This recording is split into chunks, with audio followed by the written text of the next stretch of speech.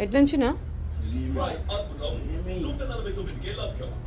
సింపుల్గా పన్నీర్ కర్రీ చేసుకున్నాను. ఇలా పన్నీర్ వేసుకున్నాం, మనము ఫ్రై చేసుకున్నామండి కొంచెం బ్రౌనిష్ అయ్యేదాకా. పన్నీర్ అయితే ఫ్రై అయిపోయినాయండి. కొద్దిగా ఉప్పు, కొద్దిగా కారం, జీలకర్ర పొడి టాస్ చేసుకున్నామండి. తీసుకొచ్చారు వచ్చి కొన్ని ఆనియన్స్ వేసుకున్నామండి. ఇలా మంచిగా ఫ్రై చేసుకున్నాము. ఫ్రై అయితేనే కాజు కర్బూజా తినేదండి.